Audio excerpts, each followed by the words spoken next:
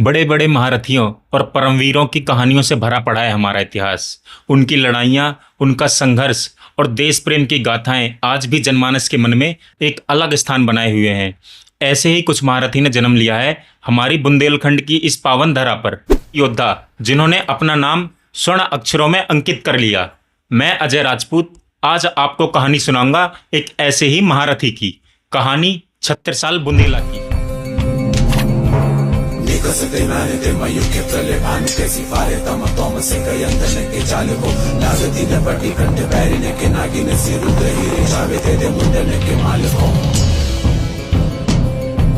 लालच दीवाल छत्रसाल महाबाहुबली कहां लो बखान करो तेरी कलवार प्रतिभद्र कटक कटीले के दे गाड़ी गाड़ी काली कासी कील की कले उदे दी काल को।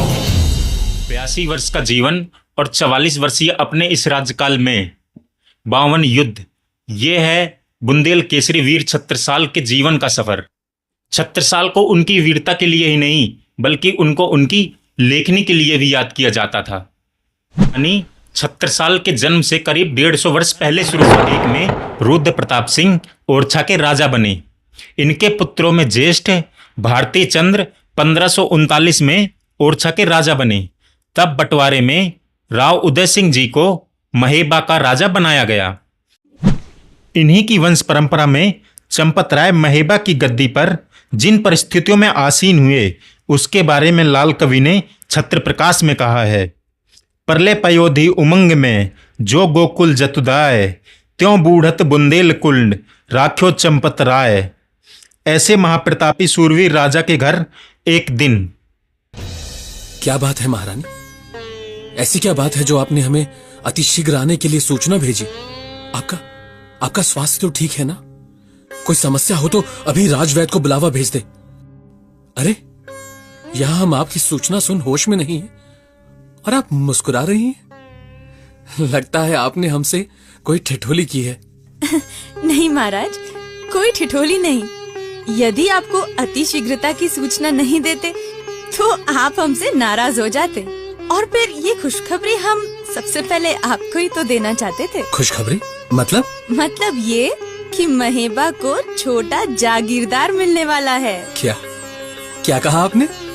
क्या हमने वही सुना जो आपने कहा कि महेबा की राजगद्दी को छोटा जागीरदार मिलने वाला है? जी, आपने बिल्कुल ठीक सुना। ठीक ही किया जो आपने हमें अति शीघ्र आने की सूचना दी, अन्यथा हम वाकई नाराज हो जाते।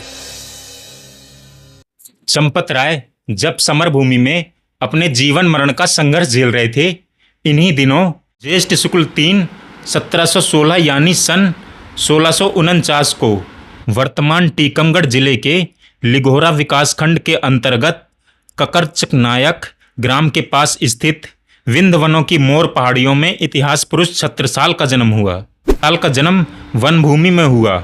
जन्म के पहले दिन से ही उनका परिचय रणरंगों से हो गया था। बालक को बहुत कम उम्र में ही संघर्षों ने आ घेरा था। महेबा नरेश चंपत राय एक वीर योद्धा थे। चंपत राय के साथ युद्ध क्षेत्र में उनकी रानी लाल कुंवरी भी साथ रहती थीं और अपने पति को उत्साहित करती। रानी लाल कुंवरी स्वयं भी एक जांबाज वीरांगना थी। गर्भस्थ शिशु छत्रसाल ने तलवारों की खनक और युद्ध नीति तो शायद मां की कोख में ही रहकर सीख ली थी। वहीं माता लाल कुंवरी की धर्म व संस्कृति से जुड़ी कहानियां बालक छत्रसाल को और भी बहादुर बना रही थीं।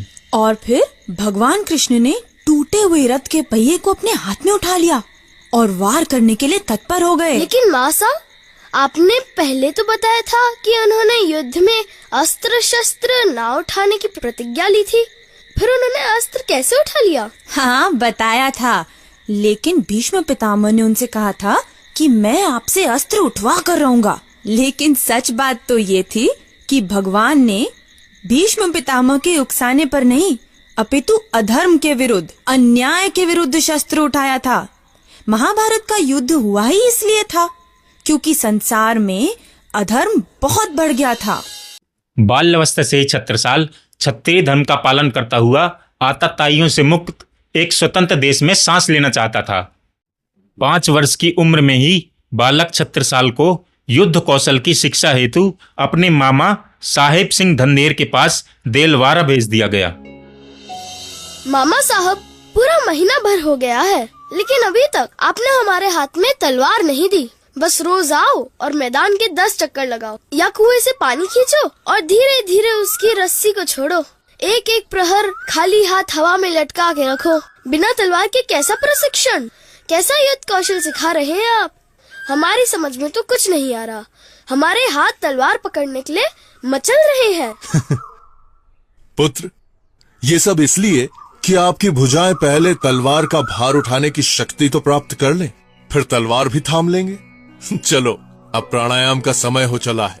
फिर वही, आप शायद भूल गए हैं। पिताजी ने आपके पास हमें युद्ध शिक्षा के लिए भेजा है, योगी बनने के लिए नहीं। पुत्र छत्रसाल, प्राणायाम, योगासन और ध्यान किसी भी शिक्षा के लिए आवश्यक है। फिर चाहे वो युद्ध की नीति हो या राजनीति, व्यापार नीति हो या खेती, कुछ भी हो। यदि एकाग्रता और मन की शांति न होगी तो सफलता या तो प्राप्त ही नहीं होगी, और यदि होगी भी तो अत्यंत देर से, और कदाचित तब तक उसका महत्व ही समाप्त हो जाए। अब आया कुछ समझ में? कुछ कुछ समझ में आ रहा है। चलिए, प्राणायाम के लिए विलंब हो रहा है। बालक छत्रसाल इन कहानियों के साथ और अस्त्र शस्त्र की शिक्षा के सहारे बड़ा हो रहा था। लेकिन खुशी का ये आलम ज्यादा दिन तक नहीं चला और एक दिन रणभूमि से राजा चंपतराय खून से लथपथ अपने महल में पहुंचे। महाराज, महाराज, क्या हुआ महाराज? ये सेवक, सेवक, जल्दी कोई राजवैद्य को बुलाओ, शीघ्रता करो। नहीं महारानी, अब समय नहीं है हमारे पास। लेकिन ये दशा किसने की? हमें तो समाचार मिला था कि युद्ध में हमारा पलड़ा भारी है। विश्वासघात हुआ है हमारे साथ। महारानी, हमारे एक विश्वास पात्र गुप्तचर ने हमारी सारी रणनीति हमारे शत्रुओं के सामने उजागर कर दी है। हमारे पास समय बहुत कम है महारानी। हम नहीं चाहते कि जीते जी उनके हाथ लगे, इसलिए हमने फैसला किया है कि हम अपने प्राण त्याग देंगे। हमारे बाद आपको अपमानित जीवन जीना पड़े, ये हम नहीं चाहते। इसलिए हम चाहते हैं कि... समझ गई महाराज, आपके बिना वैसे भी हमारे प्राणों का क्या मोल। आपकी इच्छा हमारे लिए आदेश। और फिर महाराजा चंपतराय और वीरांगना लाल कुंवरी ने आत्मबलि दे दी। अपने पराक्रमी पिता चंपतराय की मृत्यु के समय छत्रसाल मात्र 12 वर्ष के थे। इस अवस्था में छत्रसाल से उनकी जागीर छीन ली गई और वो किसी तरह अपनी मां के गहनों को साथ लेकर वहां से भाग निकले। दिन कठिन थे और सामने विरोधाभासों का पहाड़ खड़ा था, लेकिन सिर्फ लहरों के साथ तैरता जाए वो वीर कैसा? सच्चा वीर तो वो है जो लहरों को चीरता हुआ आगे निकल जाए। छत्रसाल ने इन कठिन परिस्थितियों का डटकर सामना किया।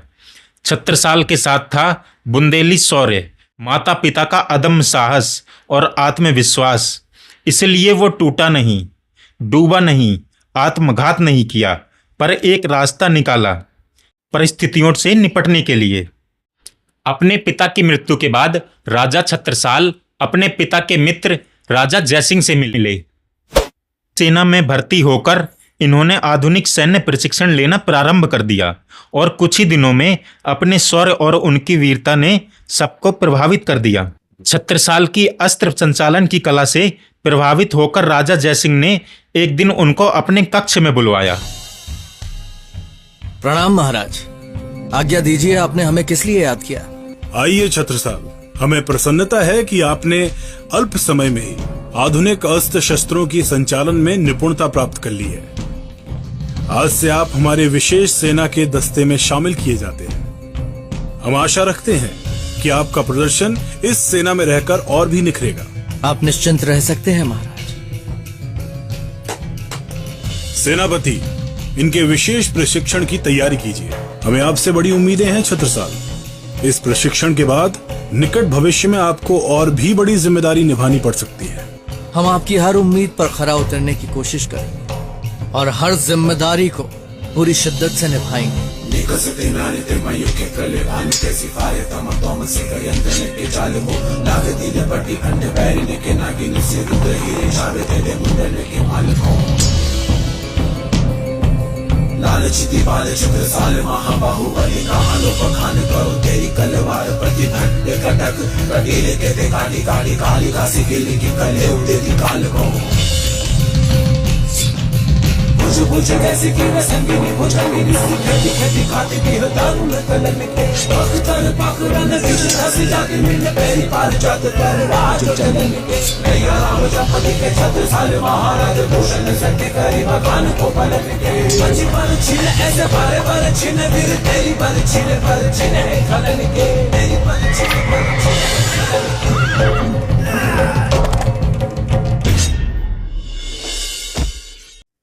औरंगजेब ने राजा जयसिंह को दक्षिण विजय का कार्य सौंपा और राजा जयसिंह ने छत्रसाल को अपना प्रमुख सेनापति नियुक्त किया। छत्रसाल के लिए ये अपनी वीरता साबित करने का एक बहुत अच्छा अवसर था। 1665 में बीजापुर के युद्ध में छत्रसाल ने असाधारण वीरता दिखाई और देवगढ़ छिंदवाड़ा के गोंद राजाओं को पराजित करने में छत्रसाल ने अपनी जी जान लगा दी। अपनी जान की परवाह किए बिना वे अकेले ही 10-10 शत्रुओं पर भारी पड़ रहे थे। इस युद्ध के बारे में तो ये भी कहा जाता है कि यदि उनका घोड़ा, जिसे बाद में भले भाई के नाम से विभूषित किया गया, उनकी रक्षा ना करता तो छत्रसाल शायद जीवित ही ना बचते। पर इतना कुछ करने के बाद भी विजय सिरे का सेहरा औरंगजेब ने उनके सर पर नहीं बांधा। छत्रसाल का स्वाभिमान आहत हुआ और उन्होंने मुगलों की बदनीयती को समझकर उनकी सेना को छोड़ दिया और फिर से छत्रसाल आजाद हो गए।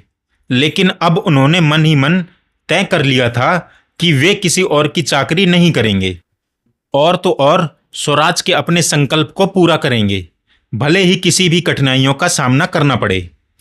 उस समय और मध्य भारत में छत्रपति शिवाजी महाराज का शासन अपने चरम पर था। मुगलिया सल्तनत की नौकरी छोड़ने के बाद सन 1668 में छत्रसाल ने छत्रपति शिवाजी से भेंट की। ये एक ऐतिहासिक पल था। छत्रपति अपने आसन पर विराजमान थे, तभी छत्रसाल उनके सामने आ पहुंचे।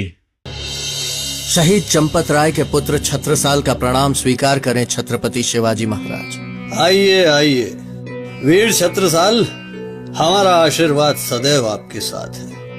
हमने आपकी वीरता के कई किस्से सुने हैं, किंतु हमें बड़े खेद के साथ कहना पड़ रहा है कि आपकी वीरता गुलामी में खर्च हो रही है, क्योंकि जो वीर अपनी माटी, अपनी जन्मभूमि के दुश्मनों की गुलामी करे, उसकी वीरता के कोई माने नहीं। आपने बिल्कुल ठीक कहा छत्रपति, और इसीलिए आज सारी गुलामी की बेड़ियां तोड़कर हम आपके समक्ष अपनी माँ, अपनी जन्मभूमि की गुलामी के लिए और उन्हें बेड़ियों में बांधने वालों से आजाद करने के लिए हमेशा हमेशा के लिए प्रस्तुत हैं। मतलब हमने मुगलों की गुलामी छोड़ दी।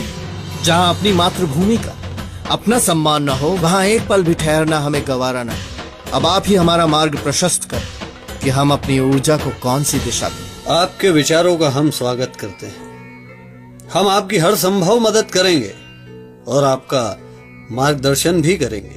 छत्रपति, हम भी आपको वचन देते हैं कि स्वाधीनता और अखंड भारत के आपके स्वप्न के लिए यदि हमें अपने प्राणों की बाजी भी लगानी पड़े तो हम पीछे नहीं हटेंगे पीछे। छत्रपति शिवाजी छत्रसाल बुंदेला को समर्थ गुरु रामदास के पास ले गए।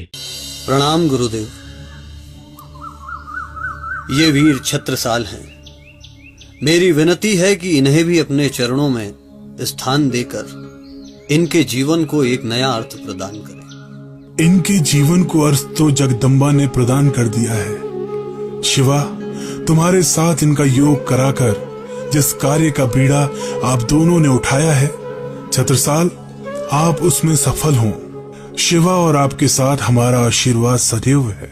आपके दर्शन मात्र से ही मन हिमालय की तरह शांत और अटल हो गया गुरुदेव। जीवन का सच्चा अर्थ तो आपके चरणों में ही है।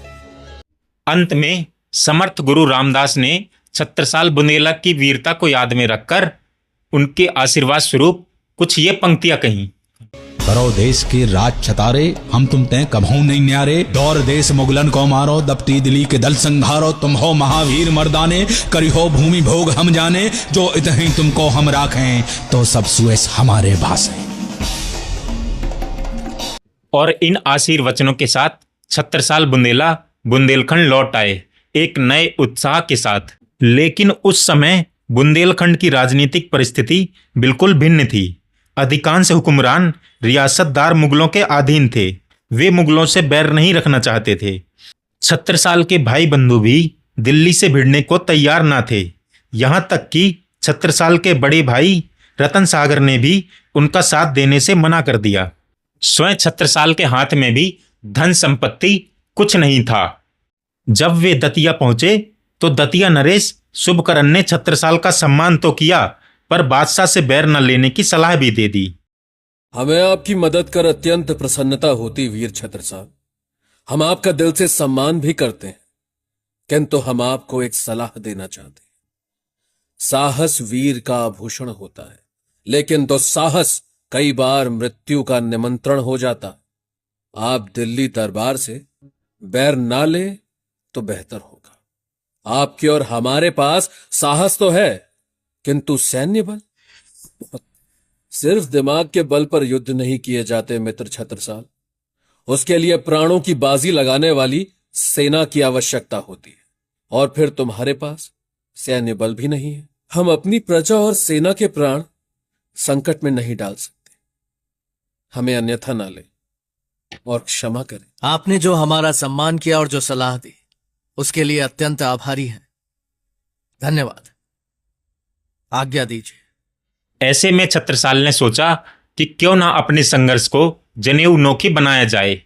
वे अपने मित्र महाबली तेली से जा मिले। आओ आओ मित्र छत्रसाल, आज आपने इस राज्य में आकर इसे सौभाग्य का कुमकुम लगा दिया है। आज राज्य की धरती आप जैसे वीर का तिलक अपने मस्तक पर पाकर धन्य हुई। कहिए, हम आपके लिए क्या कर सकते हैं? महाबली, हम आपसे धन की सहायता चाहते हैं। हाँ, तो कहिए ना, कितने धन की आवश्यकता है आपको? किंतु हमारी एक शर्त है। हम आपकी मदद तभी स्वीकार करेंगे जब उसके एवज में आप ये कुछ गहने अपने पास गिरवी रखेंगे। कहिए, स्वीकार है आपको? अन्यथा हम किसी और मित्र का द्वार खटखटाएं। आपके स्वाभिमानी होने के किस्से आज तक सिर्फ सुने थे, आज आपने स्वयं उसका प्रमाण भी दे दिया। किंतु हमारा भी एक सिद्धांत है मित्र, हम अपने किसी भी मित्र से किसी भी प्रकार की मदद के एवज में कुछ नहीं लेते। इसीलिए हम तो आपसे कोई गहना गिरवी नहीं रखेंगे, किंतु आपकी मदद के लिए किसी और से इसका इंतजाम हो जाएगा। कहा जाता है कि छत्रसाल ने अपने मित्र महाबली तेली के सहारे ही अपनी मां के गहने गिरवी रखवा दिए थे, जो वो विद्रोह के वक्त महल से बचाकर लाए थे। और उन पैसों से उन्होंने अपनी छोटी सी सेना तैयार की, 5 घुड़सवार और 25 पैदल सैनिकों की छोटी सी सेना। लेकिन आने वाले कुछ ही समय में उन्होंने काफी बड़ी फौज तैयार कर ली। छत्रसाल की प्रारंभिक सेना में तेली, बारी, मुसलमान, मनियार आदि जातियों से आने वाले सैनिक शामिल हुए थे। साथ ही चचेरे भाई बल दीवान ने छत्रसाल का साथ देने का निर्णय लिया। छत्रसाल का पहला आक्रमण हुआ अपने माता पिता के साथ विश्वासघात करने वाले सहरा के धंधेरों पर। मुगल हितैषी कुंवर सिंह को ही कैद नहीं किया गया, बल्कि उसकी मदद को आए हासिम खां को भी बंदी बना लिया गया। सिरोज एवं देवरा लूट लिए गए। लूट की सारी संपत्ति छत्रसाल ने अपने सैनिकों में बांट दी और पूरे क्षेत्र के लोगों को उनकी सेना में सम्मिलित होने के लिए प्रोत्साहित किया। कुछ ही समय में छत्रसाल की सेना में भारी वृद्धि होने लगी और उन्होंने धमोनी, मैहर, बांसा और पवाया आदि जीतकर कब्जे में कर लिए। इसके बाद ग्वालियर का खजाना लूटकर सूबेदार मुनव्वर खान की सेना को पराजित किया। बाद में नरवर भी जीता। कहते हैं ग्वालियर की लूट में छत्रसाल को लगभग 1.25 करोड़ रुपए प्राप्त हुए। ग्वालियर की लूट की खबर मिलते ही औरंगजेब बौखला गया। उसने तुरंत अपने सेनापति रणदुल्ला को अपने दरबार में बुलाया। सिपाहसालार, आज फिर अपनी वफादारी साबित करने का समय आ चुका है। बागी छत्रसाल को उसकी जगह दिखा दीजिए और जंजीरों में जकड़ ले आइए उस धोखेबाज को और मेरे सामने पेश कीजिए। औरंगजेब ने सेनापति रणदुल्ला के नेतृत्व में 800 घुड़सवारों सहित 30,000 की सेना भेजकर गाड़ाकोटा के पास छत्रसाल पर धावा बोल दिया। घमासान युद्ध हुआ, पर छत्रसाल के पराक्रम के आगे रणदुल्ला की एक न चली। सारी मुगल सेना युद्ध का मैदान छोड़कर जान बचाकर भाग चली। इस विजय के बाद छत्रसाल स्वतंत्र भारत राज्य के निर्माण में पूर्णतः अग्रसर हो गए। तीक्ष्ण बुद्धि, रण कौशल में निपुणता और अपने लोगों पर उनका अपार विश्वास, इन्हीं सब कारणों से छत्रसाल ने ऐसी ऐसी फतेह कायम की जो किसी भी स्वप्न से कम नहीं थी। सन 1672 छत्रसाल के जीवन का सबसे महत्वपूर्ण वर्ष था, जब उनकी भेंट हुई प्राणपंथ के संत प्राणनाथ से। संत प्राणनाथ ने छत्रसाल बुंदेला को आशीर्वाद दिया। छत्ता तोरे राज में धक धक धरती होए, जित जित घोड़ा पग धरे, तित तित फतेह होए। प्राणनाथ की इस अमरवाणी से छत्रसाल के हौसले और भी बुलंद हुए। अब उन्हें रोकने वाला कोई नहीं था। सन 1671 से लेकर सन 1680 की अवधि में छत्रसाल ने चित्रकूट से लेकर ग्वालियर तक और कालपी से लेकर गाड़ाकोटा तक अपना राज्य स्थापित कर लिया। बघेलखंड, मालवा, राजस्थान, पंजाब तक छत्रसाल ने युद्ध जीते, जिसके परिणाम स्वरूप यमुना, चंबल, नर्मदा और डोंस से घिरे क्षेत्र में बुंदेला राज्य स्थापित हो गया।